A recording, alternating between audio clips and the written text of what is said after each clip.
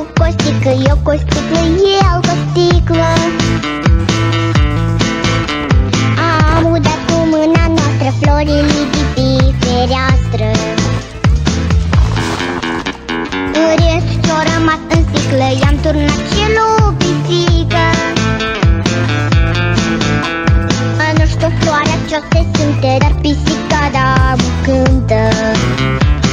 Și noi cântăm cu dânsea, hopa, dunia, dunia, hopa.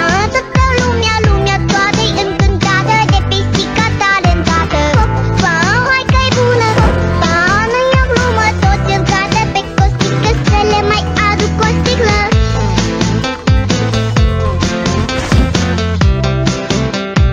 Să le mai aduc o sticlă. Toți încadă pe Costică să le mai aduc o sticlă. Peștișorii să nu tacă, le-am turnat și lor o leacă. Numai ratele din toate mute au fost și-au rămas mute. Nu știu o să fie mâine, dar acum la toți e bine. Cum se vede, măi Costică, sigur n-a fost apă în sticlă. Dar ce-o fi fost acolo, hopa, dunia, dunia, hopa.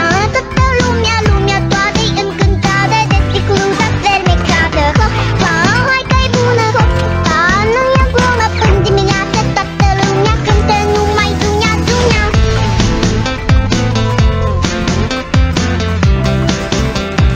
Cântă numai dunia, dunia.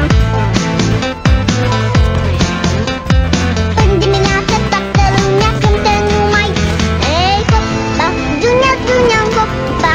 Toată lumea, lumea, toată lumea, lumea, toată lumea, talentată. Hopa, hai că-i bună, hopa, nu e o glumă, toți încadă pe Costică să le mai aduc o sticlă. Hopa, dunia, dunia, hopa. Toată lumea, lumea toată-i încântată de sticluța fermecată. Hopa, hai că-i bună, hopa, nu e o glumă, până dimineață toată lumea cântă numai dunia, dunia.